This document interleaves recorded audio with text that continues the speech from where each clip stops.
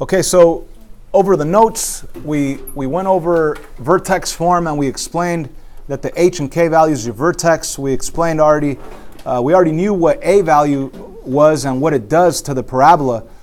If a value is greater away from 0, then it gets vertically stretched, it gets narrower. If a value is close to 0, then it gets vertically compressed, it gets wider, the parabola. So anyway, they want us to describe, on the homework assignment, describe how the graph of each function is related to the graph of x squared, y equals x squared. So they're telling you, think about the original parabola, parent graph, y equals x squared, and tell me how it changes to this new g of x graph. And you could either look at it in standard form or vertex form. I recommend vertex form. So on number 1, the original parent graph has the vertex at 0, 0. Now this one, first of all, it's written a little ugly. Let me rewrite it. G of x equals, let's switch it, x plus 10 squared. Now, what is my k value on this guy? My k value is 0. Remember? Let's go back and let's write down right here on the side what a vertex form equation looks like. Y equals a parentheses x minus h. Let me put the minus in blue. Squared plus k. Plus k. So the hk value is your vertex. Vertex is the coordinate hk. Okay, so all you have to do is identify your h, identify your k. So what would our new vertex be according to, or what is our vertex of this parabola called g of x? What's a vertex? What's a vertex? H and k, but what is it? Say it. Negative 10, comma 0, right? So they want us to describe how it changed from f of x equals x squared from the original parent graph that had the original vertex at 0, 0 to this new vertex of, let me write down this new vertex, negative 10, 0. So, ladies and gentlemen, can you tell me how it originally changed from this to the new vertex negative 10, 0? What would happen to the parabola? In words, what would happen? It gets the whole thing. It doesn't get wider. It doesn't get narrower. It just gets shifted from here 10 units to the left. Okay, so it says describe how the graph changes from the parent graph to this new one. We're going to say shifts 10 units to the left.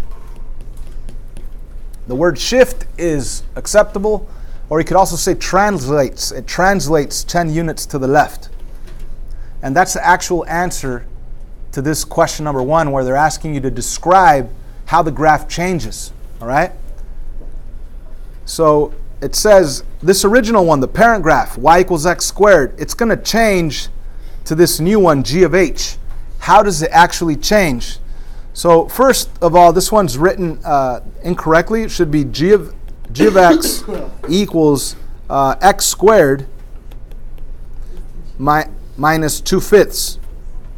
So ladies and gentlemen, now we need to think of this in vertex form. And what would our vertex of g of x be? What would our vertex of g of x be?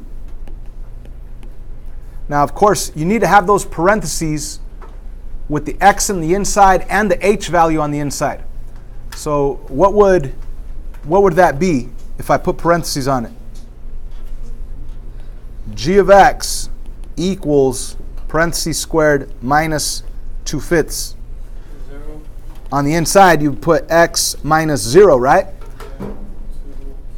Okay, so what is the vertex? It's 0, and then comma negative 2/5. Now, let me ask you this. On this original parabola, what's the a value? What's the a value of this original parabola? 1, which means that if we were to graph it, we'd be able to use 1, 1, 2, 4, 3, 9, because it doesn't get wider, it doesn't get narrower, it stays exactly the same.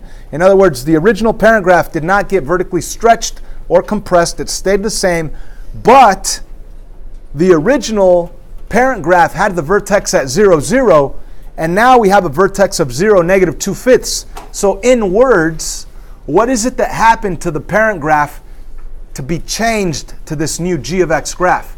What happened to it? Obviously, it didn't get wider or narrower. What happened to it? The vertex was at 0, 0, now it's at 0, negative 2/5. So what do we say? It shifted down 2/5 of a unit. Okay? So your original parent graph had the vertex at 0, 0, and it just got shifted slightly down 2/5, not even halfway of a unit, just 2/5 of a unit. I hope we're understanding this. Maybe I need to demonstrate this with graphs. Okay, guys, this is on the graphing app, Desmos. We have the parent graph y equals x squared in red. Obviously, that's a regular U-shaped curve that has the vertex at 0, 0. And comparing it to the new one that we just did on number 2 here, y equals x squared minus 2/5, you just have the whole red parabola just shifted down 2/5 of the unit. So it's not even halfway, it's 2/5. So we need to be able to describe these transformations. Let's continue with the homework. Let's jump to number 3. So let's first rewrite it. There it is, negative x squared plus 9. And let's get some parentheses around that x so we could see it in vertex form. So we really have g of x equals negative 1 if you want. And inside the parentheses, we're going to put x minus h, which is minus 0. We're going to close the parentheses, square it, and then the plus 9. Do you see how easy it is to rewrite it from that original standard form that didn't have a bx value? All we did was put parentheses around the x. Now, you wouldn't be able to do that if you actually had a bx value. All right? If you had a bx value, that would mess things up. But when it's just like that, just one single x, you could put parentheses around that single x, and then write down a minus 0, so it'll represent h. Your k value is clearly 9, so your vertex is the coordinate 0, 9. And let's think about the original parent graph. The original parent graph is a regular U-shaped curve. Now, this new one that's in vertex form now, what happens to it with this negative 1 as an a value? What happens to it with the negative 1? Is it going to open up? It's going to open down. So what do we say? It gets reflected over the x-axis, which clearly means that it opens down. So you would make it open down. That was the first thing to do. And then after that, you have a new vertex, right? The vertex is 0, 9. So this needs to be shifted over 0 on the x, but 9 on the y. So it would be way up here somewhere. So I need to take that blue parabola and move it way up here. So that would be the second part of the transformation. It gets shifted 9 units up. So you don't need to draw anything. This is the actual answer, that it gets reflected over the x-axis and shifted 9 units up. Now, understanding the transformations is really going to help you out on the final exam, because they only give you 4 graphs, 4 possible answers. And if you know your a value, if it's negative or positive, you already automatically know if it opens up or down. You already know that if the a value is further away from 0, like 5x squared or something like that, then that'll be narrow, opening up. And you'll be able to see the hk value, which tells you where it's located on the xy plane. So you don't even have to do any math if you understand these guys. Let's take a look at number 4 here. Okay, so right here, let me ask you this. Does it get reflected over the x-axis?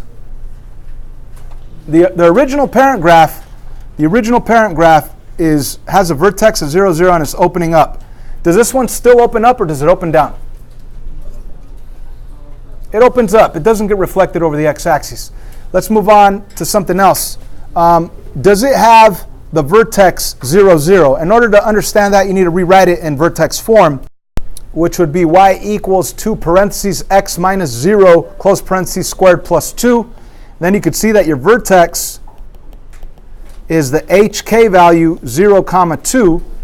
So it did not get reflected. What does this a value do? The A value of 2. What does the A value do? Does it vertically stretch it or compress it? The A value of 2 vertically stretches it. Vertically stretches it. So that'd be the first part of your description of understanding how A affects your parabola. I probably shouldn't have written down the vertex yet. But anyways, understanding that the A value of 2 just vertically stretches your parent graph. So if you look up here, this is a regular red U-shaped curve. If I increase the A value to 2, it'll just make it a little more narrow. That's called the vertical stretch. Okay? And then you realize that the vertex is 0, 2, which means that that origin is no longer going to be the vertex. So you're going to go 0 on the x and 2 up. Now, what's that description of that transformation? That it gets shifted 2 units up.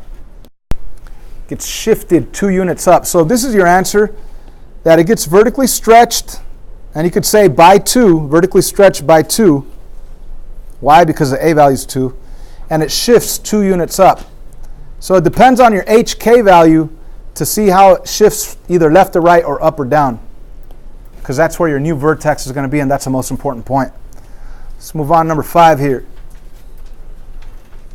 So this guy, if we were to take a look at it in vertex form, let's rewrite it in vertex form by putting parentheses around the x. Now again, you would not be able to do this if you had like a plus 5x, but only because there's one x, right? There is no bx term. If there was another x, you wouldn't be able to do this. But because there's only one single x term, you could put parentheses around it, and you'll have y equals negative 3/4 parentheses x minus h, which there is no h, squared plus k, which is minus 1/2. Now that's in vertex form. Now you could see your vertex. What's your vertex? 0, negative 1/2. Now let's go through the transformations. Now in order to go through the transformations from the original y equals x squared, you have to think about that original parabola that had the vertex at 0, 0 and opens in a perfect 1, 1, 2, 4, 3, 9 pattern up. Now, what happens from this original one to get to this new one here? Well, this minus sign means what? Reflected over the x-axis. And then, after that, the A value is 3/4. So if it's closer to 0, then it gets technically vertically compressed. So that's the second description on your transformation, that it gets vertically compressed by 3/4. And then you need to talk about your shift. So this guy got reflected, so it's now opening down, and then it got compressed, which makes it a little wider. So let me actually draw it right now, a little wider right there, like that. Opening down, and then your new vertex is 0. Think opposite on 0, so that's just 0, and then negative 1/2. So you need to actually shift that 1/2 a unit down. So it would be down there. So the final step would be to shift 1/2 a unit down.